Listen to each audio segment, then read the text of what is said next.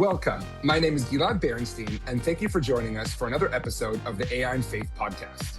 On this podcast, we bring together experts from our community and thought leaders from around the world so that together we can learn the key lessons required to build a world where AI benefits humanity and all of us individually.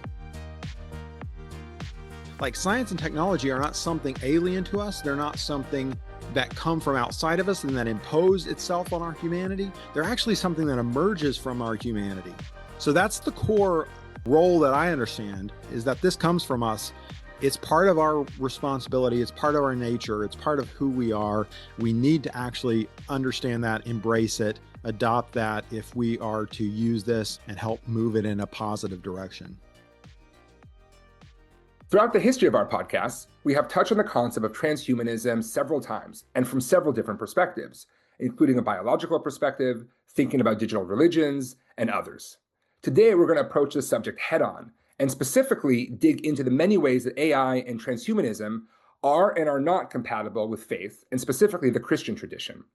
And we have the perfect guest to help us dig into all of that. So let us get started. Thank you so much for joining us today. To kick things off, please tell us a tiny bit about yourself and what you focus on. Yeah, thanks so much for having me. I'm Micah Redding. I'm a software developer by trade, by background, and my kind of passion is to engage in dialogue around science and faith, and specifically around emerging technologies and futurism, the future of humanity, and how that kind of impacts that conversation. And I guess I end up tackling that from a number of different angles, one of which is just the history of this. The history of the scientific revolution, how futurism and religion and science were all kind of coming together at that point, and then how people have tried to put that together again through history. People like Nikolai Fedorov, people like Teilhard de Chardin, who kind of felt like faith and science had become divided and antagonistic, and there was something wrong with that. They needed to be put back together. And I guess I share a similar conviction. And so that's kind of where my focus is and what drives the conversations I try to be involved in. Incredible. And that is why this is such a perfect conversation for us to have on the AI and Faith podcast. So to start, tell us a bit about your childhood. Where did you grow up? How religious was your family? What were you affiliated with? Yeah, so I grew up as a preacher's kid in the Churches of Christ. And for people who aren't familiar with it, most people would identify this as a kind of small, conservative, mostly fundamentalist religious tradition, very Bible-based, this kind of thing. You might know us for our emphasis on non-instrumental music, which is a kind of quirky thing about us. And I grew up all over the country. So in a lot of small churches from the East Coast to the West Coast and everywhere in between. But the big thing that I was kind of taught that was ingrained in me is that I had to study for myself, that I had to take responsibility for my own faith, and I had to develop it through study and reason and so forth. And so my family was very religious. My entire context was incredibly religious, but this is what it fundamentally drilled into me. Like, I have to actually take this seriously and do my own research. And so I did take that seriously, often to the point of perplexing my Sunday school teachers, I think. But, it led me to not just study scripture, but also to study science and technology and philosophy and history and all this, because I felt a responsibility. I had to grapple with this for myself. I had to make my faith my own. And that's how I grew up, in discussion and debate with family and teachers and everyone around me. And that's ultimately kind of what led me into these discussions that we're having today. Yeah, absolutely. And I have no doubt that experience will resonate with many of our listeners to the AI and Faith podcast, who I think have also thought about these difficult questions that I'm sure made some Sunday school teachers very upset. So as I shared, we're going to go straight into transhumanism. So let's start with the basics. What is it? Help us define that entire worldview. Yeah, so transhumanism is usually defined simply as the ethical use of science and technology to transform the human condition. And so this, people think of it in terms of like AI, brain-computer interfaces, bioengineering, like all of the ways that we can imagine using advanced technology to transform the human condition. And an important word I said there was the ethical use of science and technology. And that ethical part is the contested part, because within the transhumanist community discussion movement, there are different kinds of ethics that have been articulated. And some of them are what I call radical humanism, which is trying to uplift humanity.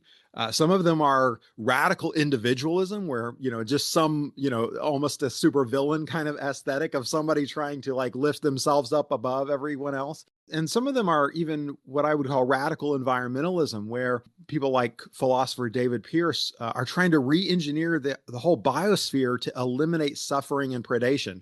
Like some really ambitious ideas and provocative ideas. And so that ethical question is really at the heart of it. Like, what is the thing that we're trying to do? What is the ethic that is going to drive it?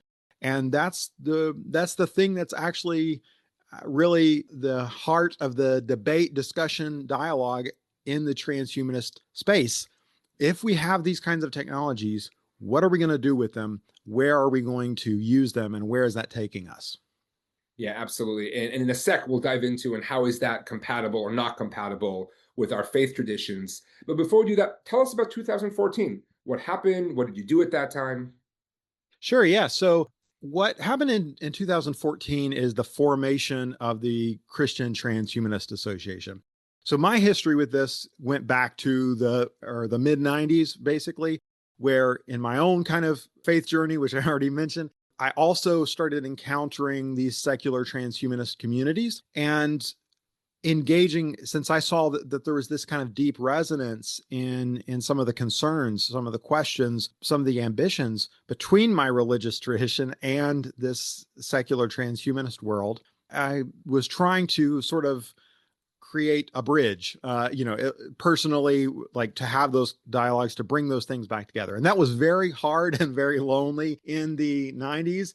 And it stayed hard and lonely through the early 2000s. But around 2012, I started looking around and I started seeing a few more people, a few more Christians starting to be interested in the overlap of these discussions, and a few more secular transhumanists interested in the overlap of the discussions as well.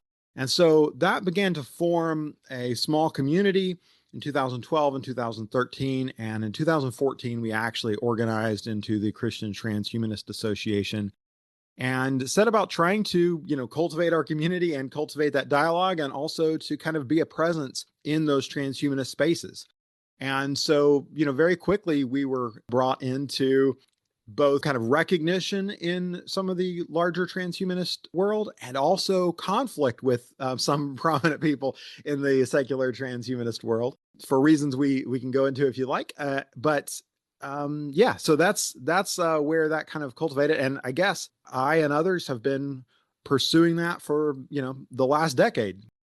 Yeah, and today, would you say that people of faith are a big part of the transhumanist community and discussion? Or are they still a pretty small subsegment of that? What would you say today?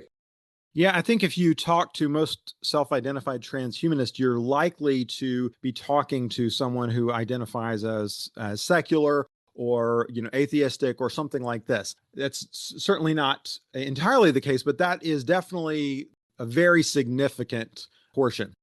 And I would say that's the majority, and historically has been the overwhelming majority. That said, the Christian Transhumanist Association and a couple of other associations that are similar to us actually are some of the largest institutions or organizations within this space. And so there are a lot of Christians who are interested in this and who do show up for these conversations when they are able to. Yeah, and what is some of the work you guys are focused on now? What does the organization really do these days? Yeah, so it really is about creating dialogue and trying to bring people into that dialogue that, otherwise wouldn't exist in it. So that is both on the sort of Christian side, this kind of conventional sort of church world, where we try to do kind of outreach and talk to people of faith about these questions. And then it's also kind of on the more edgy philosophical side of things, where we're trying to articulate what faith might mean in a way that is comprehensible or accessible to people who don't have really any kind of faith background or connection to the world of faith, so that at least we can have meaningful and respectful dialogue between those groups of people, right? That's really the thing. So sometimes that means like going into a conference where it is basically explicitly an atheist conference, and being the person trying to articulate why religion might not actually be such a bad thing.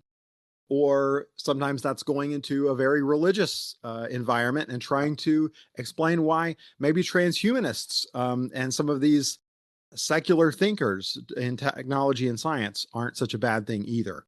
So we do that on campuses, we do it online, we do it in churches, and yeah, just wherever we can. Yeah, I really love that. And of course, there's so much of that work that echoes the work we try to do here at AI and Faith, which is why this is so resonant for all of us. And, when we first spoke, you talked about some of the work of this is, I think you referred to it as the very awkward conversation between Mm-hmm. Christian people of faith and the secular world. And I was Mm-hmm. kind of curious, I've been thinking about this since then. Is it more awkward for Christians to be in these secular spaces and more awkward for the secular people to be in these Christian spaces? Is everyone in the same boat? How do you see that? Yeah, that's a good question. Which is the more awkward? I don't know. I certainly, as a self-identified Christian, have often felt awkward in secular spaces because a lot of the framing around some of this for many people is that religion is specifically the thing that we need to get away from as we go into the future.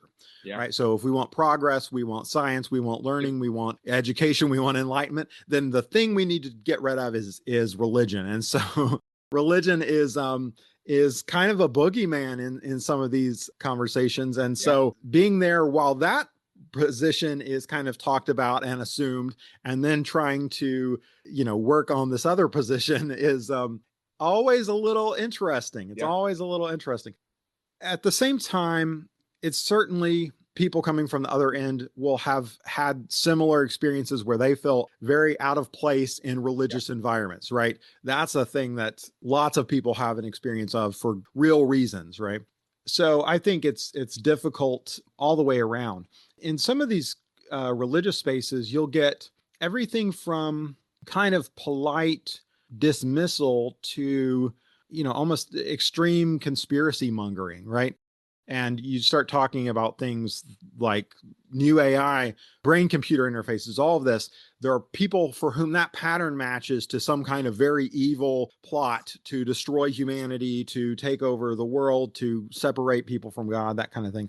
So we have to get past those kind of obstacles on the way to having a meaningful and respectful conversation. And that often requires just kind of taking it bit by bit and kind of peeling back those assumptions, getting to sort of the heart of the question. That said, when I am able to sit down and have conversations with people on any side of this, 90% of the time, we can get to a place where we actually have a really good understanding of each other and see each other in a really respectful way. And that is, I think there just hasn't been as many opportunities to do that as Yeah. we need. When we have those conversations, we can get to a good productive space actually pretty quickly.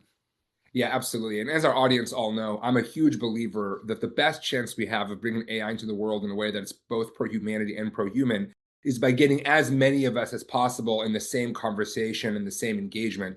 So, of course, we are also grateful for the work that you do, this important work you do, bringing these communities together.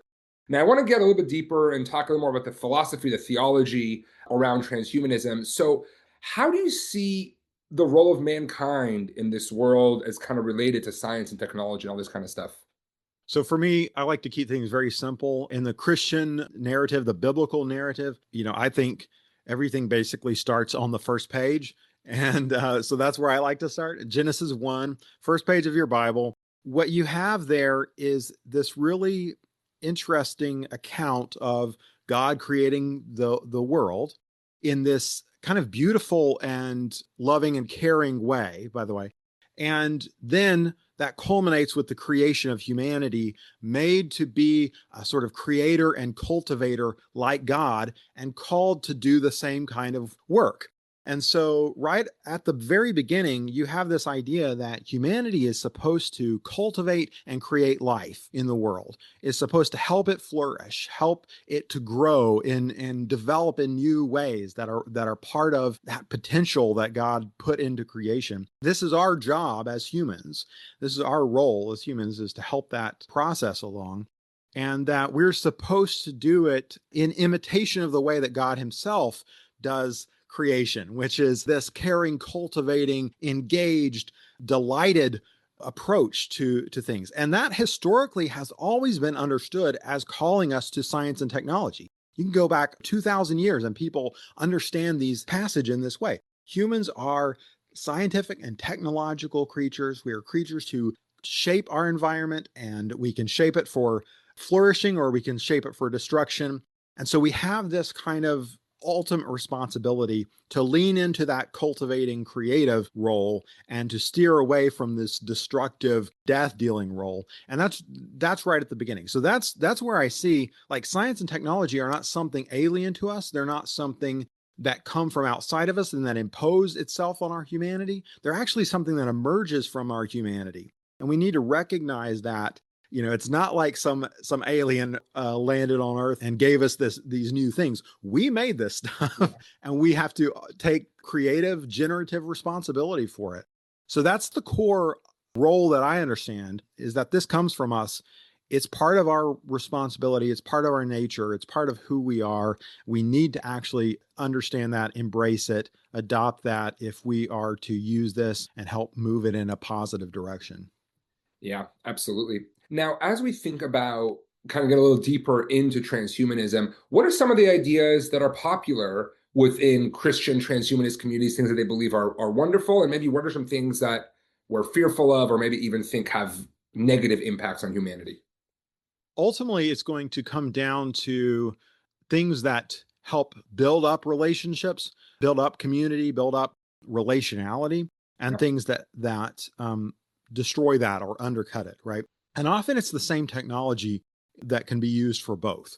We would look at something like the new brain-computer interface. I interviewed Nolan Arbaugh, the first Neuralink recipient. He was paralyzed in an accident. By receiving this implant, he's been able to develop a new kind of level of independence and communication and all these kinds of things. He's a devout Christian.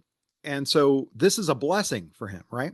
And so I think that's wonderful. It's wonderful to see these new technologies used to heal and uplift and renew life and renew relationship, renew creativity and productivity and all these things. We can also imagine ways that a brain-computer interface could take away our agency, could undermine our ability to relate to others, could draw us into sort of our own enclosed virtual world where we no longer relate to people outside of us. That would be a destructive use that we would be on the lookout for. And, we can already see this with just current AI. You can see people who use it to strengthen their relationships and strengthen their own kind of character development and so forth. And you can also see people who kind of follow it into really dark places, who see it as a substitute for relationships in some ways, right? Both of those things are going to become in some way easier and easier. And so that choice and the deliberateness of that choice is going to become ever more important. I think that's something, especially with, now we have like generative video, all kinds of things that we're getting, that we have right now, that we're getting increasingly over this year and next year. We really have to just look at, we don't want to disappear into isolation. We don't want to disappear into these self-enclosed worlds that we create that ultimately become kind of delusional and destructive. We want to keep our compass headed in the direction of greater and greater relationality, greater and greater connection, not lesser and lesser. Yeah, absolutely. Now, zooming in on just one more element of transhumanism, which is around kind of genetic editing or genetic engineering. And I always use the analogy in these conversations of we all love our kids, right? I always say we can probably mostly agree, hopefully all agree, that creating super soldiers is probably not a great idea. But the thing I always make is we all love our kids. We all want our kids to be a little bit healthier, a little bit stronger, a little bit smarter. And then, of course, fearful of a slippery slope where therapeutic becomes elective very quickly. So, kind Mhm. of broadly, as we think about genetic engineering, is that something that the transhumanist community, especially within Christianity, is like adopting or believes in? Is that something that seems like it's too much messing with the design of God? How do you guys think about that? Yeah, so I mean, I think secular transhumanists are definitely, this is one of the big things, right? Not just for future generations, but changing our Yeah, own DNA right now. And the line between that therapeutic and enhancement, I think, gets very fuzzy yeah, very quickly because, in a sense, like we're all dying. In a sense, we're all diseased. In a sense, we all are broken and flawed in some in at some levels of our biology. So if we just dealt with that in that way at a really core level, there would really not be a distinction between what we think of as enhancement and what we might want to call therapy. It's really more of a level of at which we engage it. And we have to have some kind of other framework in which to think through these questions. And so yeah, I think it comes to again, for me, it's questions of relationship, relationality, and how we are leaning in the direction of that rather than leaning in the direction of something that's destructive and isolating, like the super yeah, soldier thing, yeah, right? yep, This is not a that's not a vision of a flourishing human life. yeah, A super soldier, it's something else. So we don't want that. And in fact, I think one of the things, just kind of almost practically, we could look at human biology has optimized for flexibility, for adaptability. Like we're not optimized for any one thing. All the, we're not as fast as a cheetah. We're not as big and strong as, all yep, you can look at all the animals. My 4-year-old is looking at all the animals now and, like learning all the things about the animals.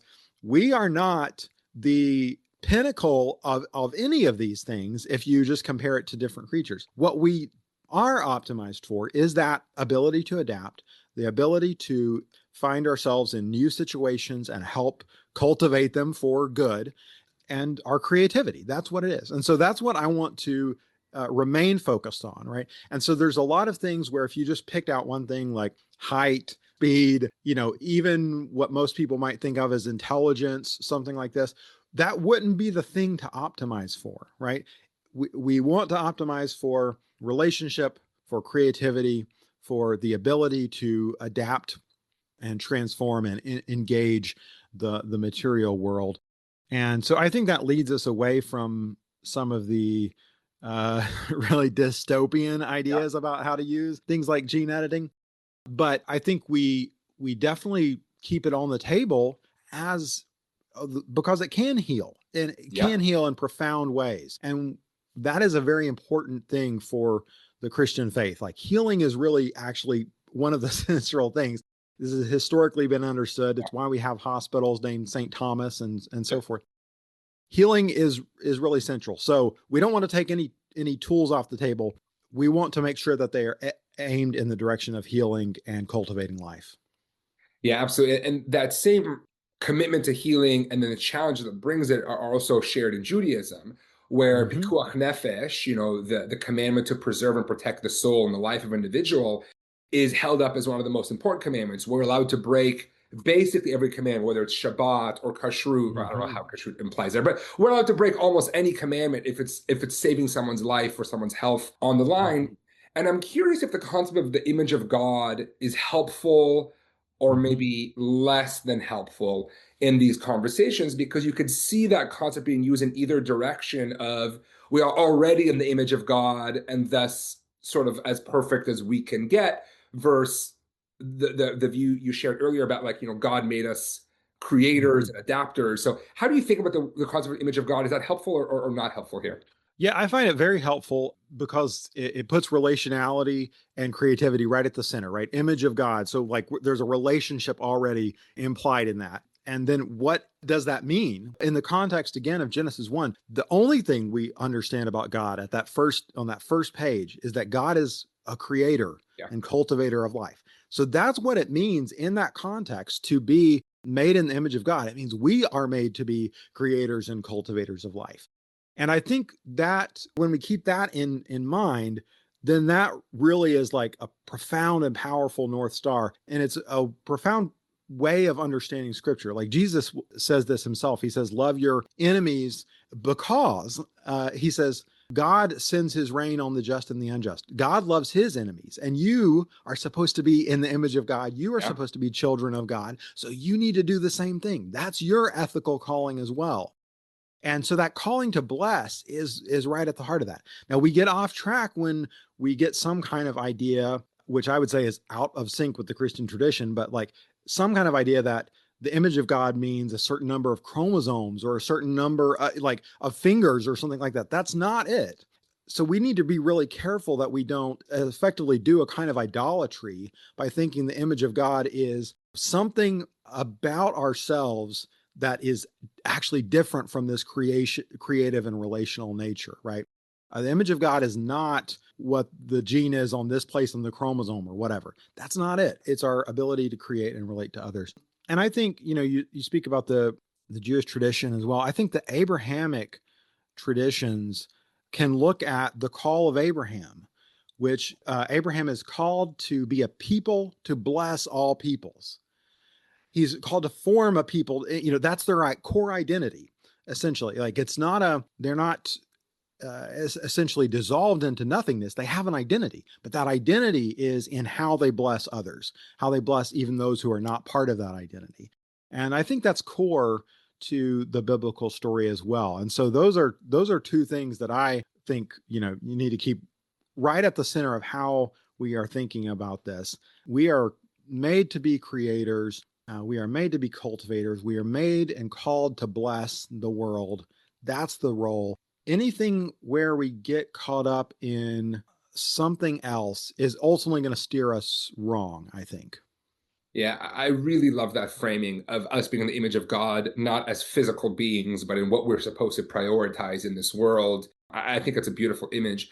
So zooming out just a little bit, we spoke about kind of the upsides and downsides of ignoring technology from a faith tradition, not just Christianity, from any faith. So maybe talk to us a little bit about that. How do you think about, specifically maybe some of the downsides for people of faith who decide to disengage from technology and science? I think there are really profound downsides. The reaction in different religious communities, I sometimes characterize it as there's these three separate reactions. One is this kind of disengagement or resistance to a new technology. And often what that means is I'm just going to wait until everyone else has adopted it, and then I'm going to like reluctantly adopt it. And I think when you do that, what you have given up is the opportunity to engage it and help shape those early narratives in a way that is blessing and cultivating to others, right? So people who are like hated Facebook until finally they came around to it, and now it's the only thing they do, that they lost the opportunity to actually engage in a way that could shape those things. And they were kind of just being almost a victim of that. And then there's people who will engage it. I call it the hip pastor syndrome. They use the newest phone, the newest gadget has just like, it's just a fashion symbol. It doesn't mean anything to them. They're not really actually engaging in a deep way, but they kind of think of themselves as being, forward or something like that, but they're not doing anything. They're just buying, they're just being a consumer.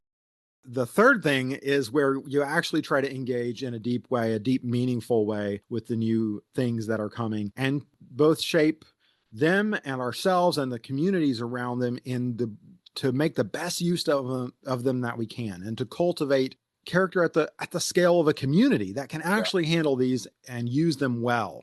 And so when we disengage, when we resist, when we just look at the negatives, we lose that ability to do it. We lose the ability for faith to have a meaningful impact on these conversations. And we basically just opt out of our responsibility as humans, let alone people of faith.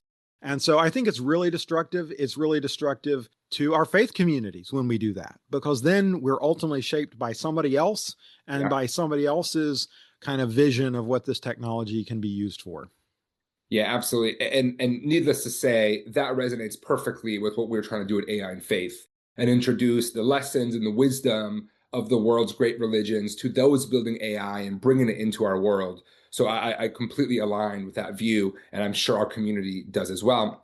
Now, before we run out of time together, I want to talk briefly about AI and life.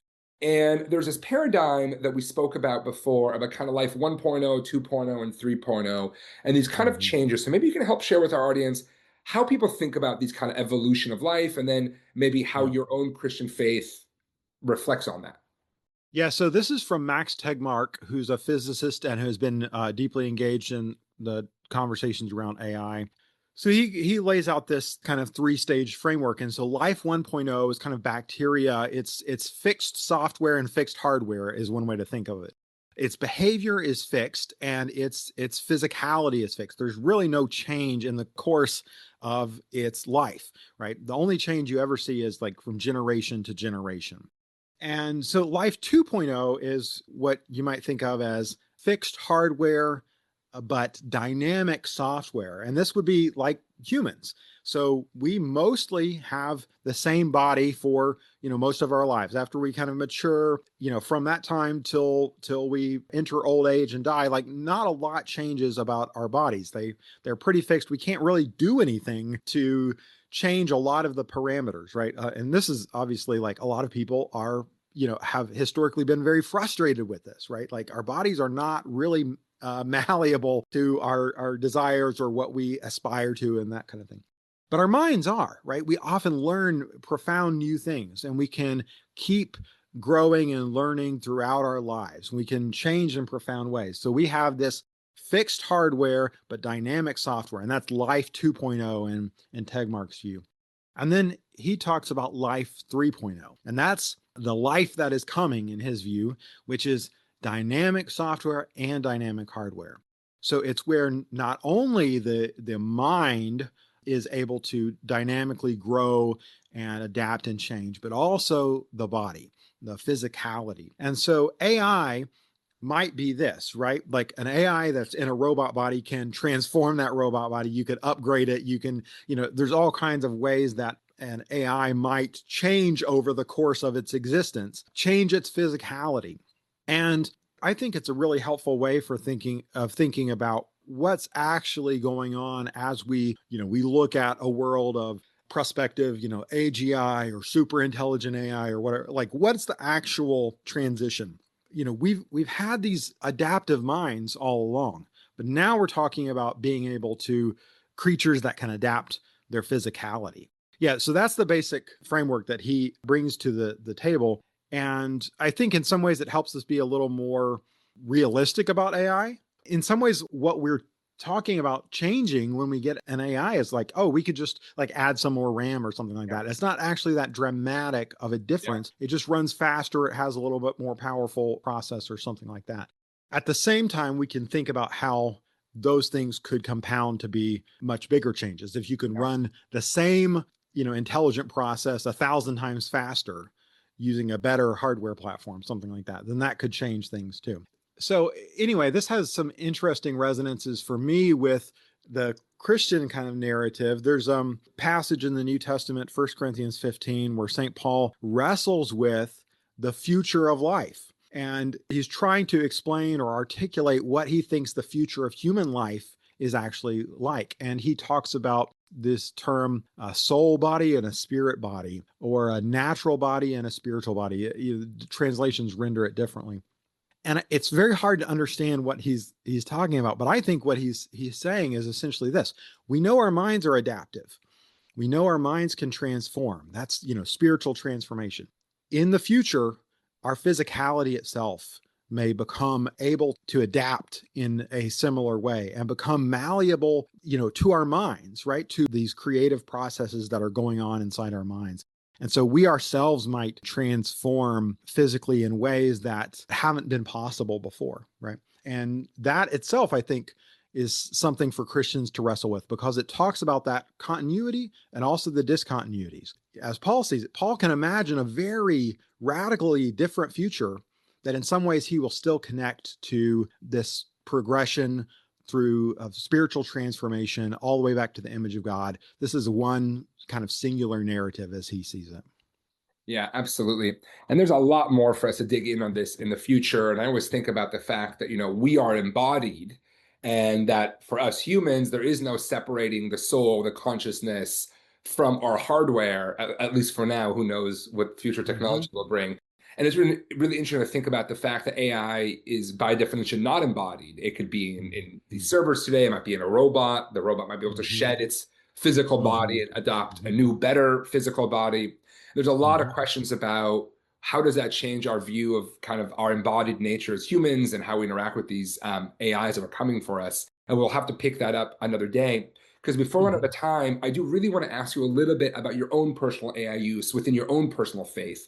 As our Yeah. audience know, this is a segment that we have informally done for years, but we're trying to codify this year. So I've got three simple questions, Mhm. really about your own experience. So the first is, what or how do you use artificial intelligence within your own personal faith practice? Two things. One very simple. uh, when ChatGPT rolled out notifications or reminders, whatever they call it, it was like the same week my church asked us to remember at 2:10 p.m. every day to think about Ephesians 2:10.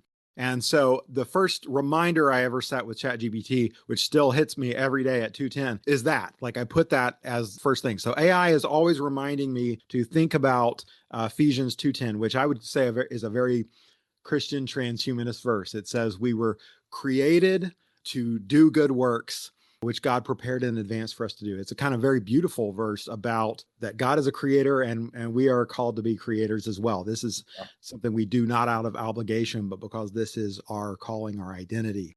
So that's one thing. AI is always reminding me of that, and that's obviously a choice I've made to have it be the kind of bearer of that. Other thing is I've had a very kind of intensive journaling and note taking process for a long time. And what I try to do is I want to shape the context of the AI and what by providing my own thinking and my own wrestling so that its answers are shaped by the process I've gone through and not just kind of the default that was involved in the training, right? So this is kind of a practice for me is that I try to draw AI into that dialogue and not treat it as like an authority outside of that Yeah. dialogue. It's not someone telling me the answer. It's part of the process that I'm engaging with, and that requires that I actually engage deeply in that process and try to dig and find meaningful things to bring to that. So those are two ways that Yeah. that is part of my spiritual practice. Yeah, and I bet the second one relates to the next question. So the next question is, what are some of the areas you believe that your faith and members of your faith can utilize AI to further both their own spiritual practices, but also the mission and purpose of the church on earth? Yeah, absolutely. I think that we all need to be trying to do something similar. We all need to be providing a context, right? I mean, this is what a faith community is. It's a context of reading and singing and study and all these kinds of things where you're being shaped. Your character is being shaped in a particular way, not just individually, but like you're putting yourself into a community and a practice in order to do that. And it's the same thing with social media. We can allow social media, the algorithms that they use to shape us in profound ways that are not necessarily positive. They can be destructive, they can erode our agency. So, as members of faith communities, we need to be creating that context that we can think in together and individually where AI becomes an accelerant on that kind of character development and not an accelerant on some other kind of development in some other different direction. So I think that practice of being people of the book, being people of study and writing and prayer and spiritual discovery, those kinds of things, we have to bring that into it, and that needs to be populating and feeding what we get from AI, so it's not just a voice from outside, but a voice that's actually emerging from the community as well. Amazing. And then the last question on this front, what are some ethical lessons from your faith that those of us building AI and bringing AI into the world can learn to make sure that AI is good for both humans and humanity? The core thing is to empower people and give them agency.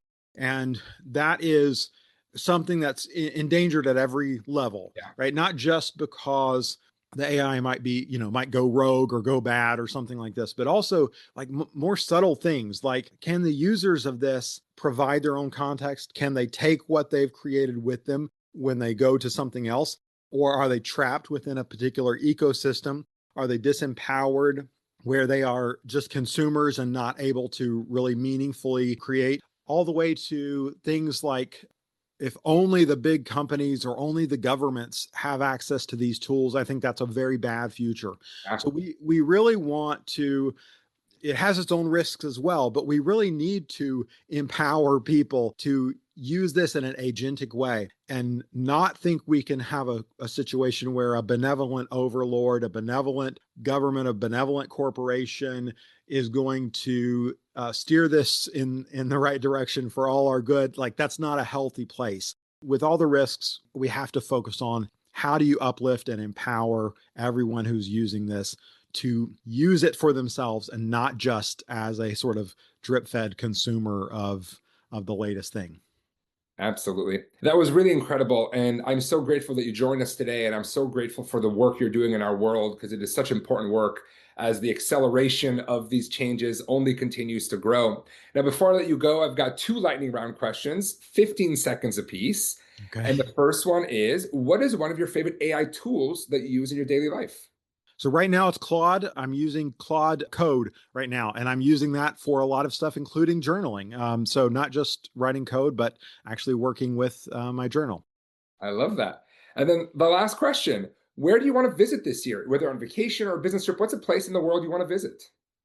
So probably Scotland. So that's a favorite of my wife and my family. I did a master's at the University of Edinburgh, and I got to spend some time there, and I loved it. And so, yeah, anytime we can get there again, I think we'll be having a good time there. So that's incredible. Well, thank you again for joining us and for the work you do in this world. And of course, thank you to everyone in the AI and faith community for joining us for another conversation and for engaging with this important topic. Thank you. Yeah, thanks so much for having me. Stay tuned to listen to more conversations and interviews with experts from around the world. In the meantime, follow and rate our podcast on your favorite podcast platform and share it with your friends so they can join this important conversation. Don't forget to also follow us on social media. We are on LinkedIn, X, and Blue Sky. Thank you for joining us.